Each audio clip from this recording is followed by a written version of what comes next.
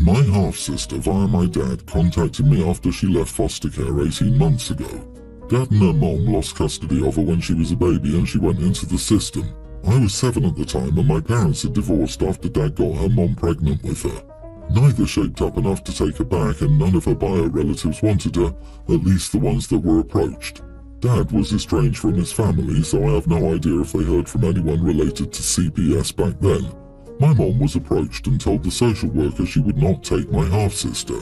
She told me about my half-sister and her being in foster care and told me that one day my half-sister might want to contact me. The day came and I was like, you know what? If she has questions, I'll try to answer them and we'll see what happens. She was enthusiastic to have me in her life and came on very strong. I set some boundaries and she pushed on them a lot until I let her know she was at risk of losing contact with me again. She backed off and we started getting to know each other like the strangers we were. She asked about my life, childhood and mom a few times. She focused a lot on whether my mom had other kids. When I was 13, Mom took in my cousins, her niece and nephew, after their parents died. My sister was always so weird about that and recently brought it back up again and wanted to know what I thought about that and whether Mom needed time to consider it. I told her that wasn't something we needed to talk about. She went off, saying of course it was. She called my mom a witch and said that she let her go into the foster system to rot and separated us when, a few years later, she could take on 2 kids just because they were related to her. She started saying my mom owed her better than that, seeing as she's my sister. I lost my crap with my half-sister and told her my mom owed her nothing. I said she wasn't my mom's kid and my mom would not have been the right person to raise her since she was born from Dad's affair, and she should be looking at her bio-relatives to be mad at if she really wants to blame people for letting her go into foster care. My half-sister said she had every right to feel like my mom failed her and should have stepped up. She said she was a baby and she went through a living nightmare her entire childhood in the system.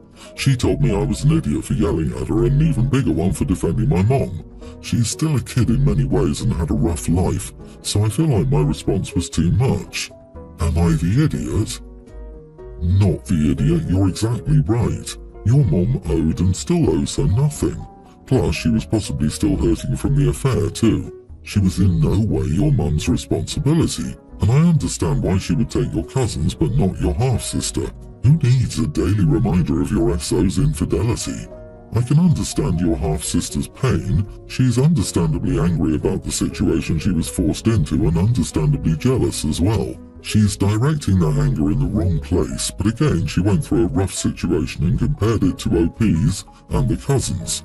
I have a friend who's raising her husband's affair baby, and I think she's a saint. But she wanted to and she could afford to, and her older kids are adults now, and she has nothing to do with her ex. No one would have blamed her if she'd backed away from the whole thing. Wow, saint doesn't feel like enough to describe this woman.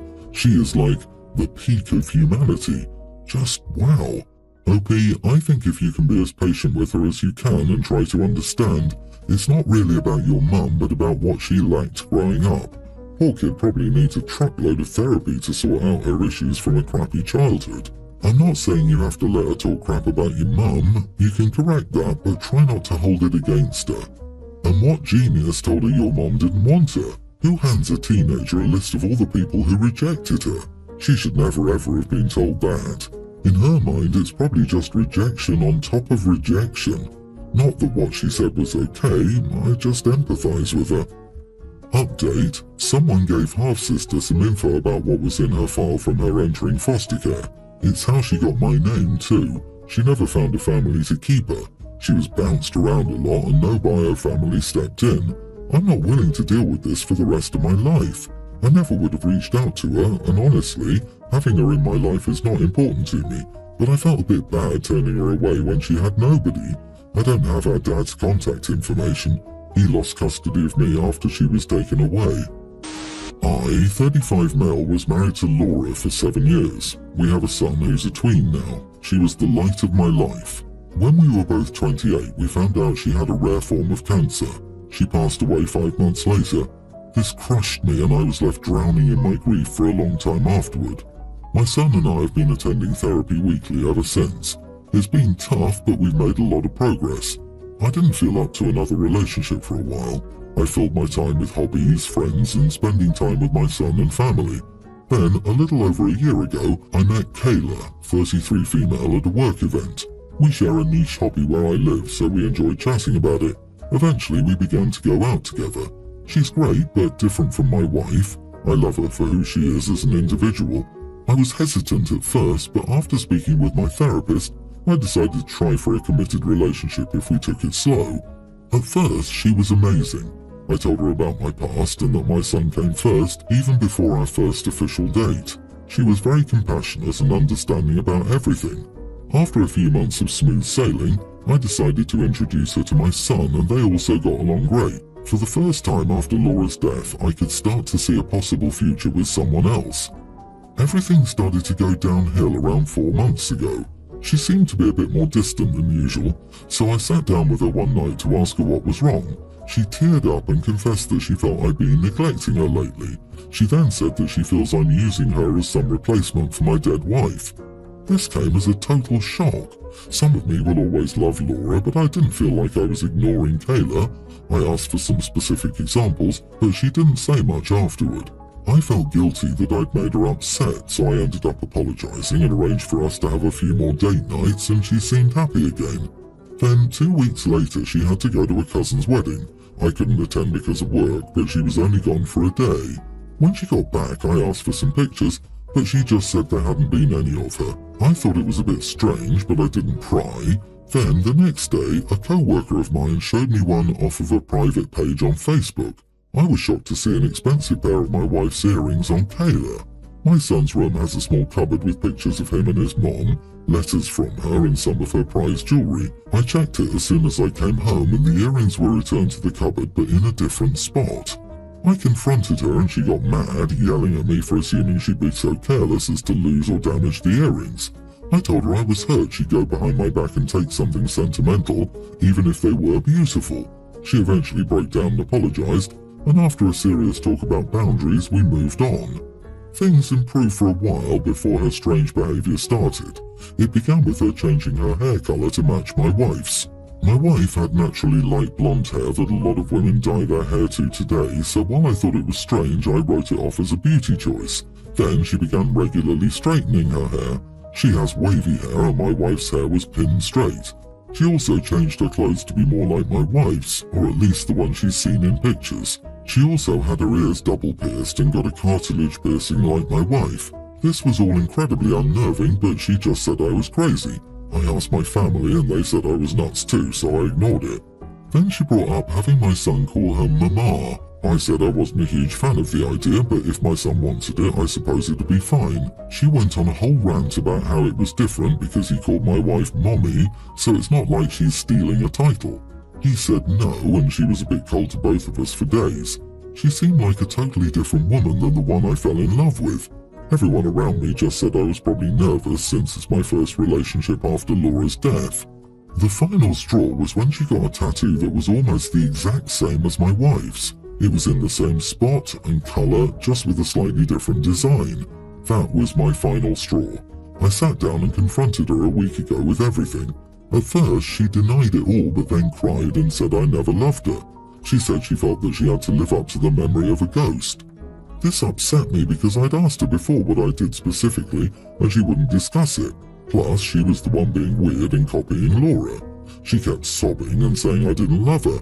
I got so sick of it I yelled at her, saying that if she felt so unloved we should just break up.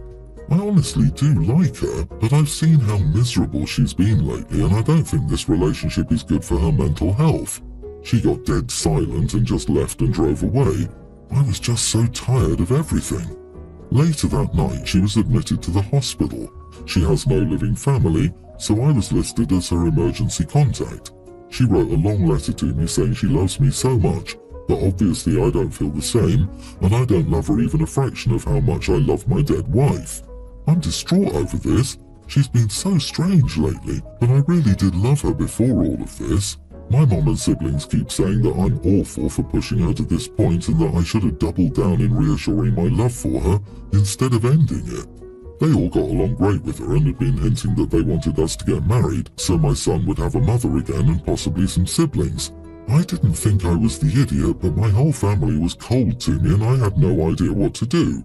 They're saying I should visit as soon as possible and support her with this to rekindle our relationship. I'm not sure if I want to do that. She's so unhappy with me and seems obsessed over my dead wife. I keep thinking over this and wondering if I should have reassured her of my love again or broken up with her more tactfully. Am I the idiot? Not the idiot. Bringing a woman into your son's life who is mentally unstable is not better than not having a mother figure. If you're going to have a healthy relationship with her, she needs to be happy with herself first. Anyone worth being with will understand your son comes first, and so should she. That means a mentally stable partner. If not, it's not going to work. I think his family feels it's time he moved on and found a new mother, since his son needs a mother. What nonsense! I hope OP runs away. Also, OP, I'd recommend you don't let your family have unsupervised time with your son anymore. They may try to pressure him into trying to convince you to get back together, or, even worse, that it's his fault since he refused to call her mommy. I'm so sorry you're having to endure this. Dude, do not visit her, do not speak to her, do not try to help her in any way. You broke up. Now cut her out and make it permanent. Contact a lawyer and see if they can send a cease and desist so you're not her emergency contact. I'm serious, she is nuts. And the letter she wrote? Really? How much you actually didn't know about her? My fiancé and I have been together for 6 years and we're getting married in May. My fiancé's stepfather married his mom when he was 3 and raised him like his own. His mom died from breast cancer when he was a teenager, but his stepdad let him stay home until he was 26 and even trained him to be a mechanic like himself. I greatly respect his stepdad for raising a child that's not his own and helping us both when needed. He co-signed for our first place because neither of us had regular jobs and income, and when we bought a place, he and my fiancé did all the renovations. He's a great guy and lives with 4 rescue dogs. I'm Chinese American, so the idea of a stepdad, it's not really in the culture, being as close as a bio-dad is unfathomable, but I can see that they are close as if they were blood related. My own bio-father is a deadbeat to me. He dated my mom when they were both young and left when I was born. He didn't give us money and my mom never asked, which is crazy if you ask me. After I was an adult, I found out that he never wanted me, but she did and felt guilty because he wanted her to get rid of me. So it's not like he wanted me to exist. He visited me a few times in my childhood but never let us see his other family, so I have a half-sibling I only met when I was older. My mom and I were pretty poor growing up, we had government aid, and when I got older I realised my half-siblings were raised in a middle-class home, and my mom and I suffered for very little reason. So I have no reason to want my bio-father to walk me down the aisle. When my bio-father found out about the wedding, he offered and I pretty rudely declined. I was mad at my mom for telling him, but she thought I should forgive and let him walk me down the aisle because no matter how much my fiancé's stepdad helped, he wasn't family. I don't consider my bio-father family either. So, am I the idiot for wanting my fiancé's stepdad to walk me down the aisle? Edit, I asked Mom to walk me down the aisle and she declined. Said a man should walk me down the aisle. But she doesn't want my fiancé's stepdad to. He thinks no matter what my bio-father did, he's my father, so he should. Well, tell her obviously your bio-dad isn't a man, so you found one. You are not the idiot. The tradition of your father walking down the aisle with you is to release you from his care to the groom, to give the bride away. Your father never had you. He's not the right person to walk you down the aisle. That burn was so on point I could feel the heat from here. OP's bio-dad is a loser. I swear, that's the only response OP needs. Ignore your mom. She grew up in a culture that ingrained into her mind that she is a doormat and, unfortunately, doesn't understand that it's not a good way to live. You can tell her that you refuse to eat bitter and want a better life than what your deadbeat father gave the two of you. Tell Mom to take a hike. Your wedding, your decision, your rules. Walking a bride down the aisle is an honor, not an expectations.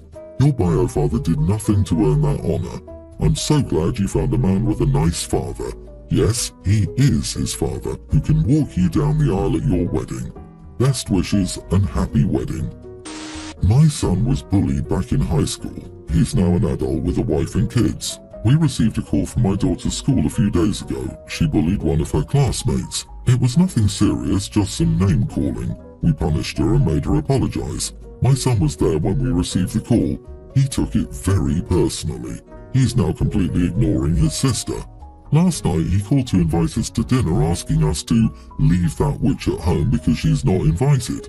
I was surprised and asked him what the heck was wrong with him to refer to his little sister like that. He said that he hated bullies and didn't want them at his home. I told him to get some damn therapy because he clearly needed it, and told him to call us after he worked through his issues and decided to apologize. Until then, I don't want to see him. He called me an idiot and hung up.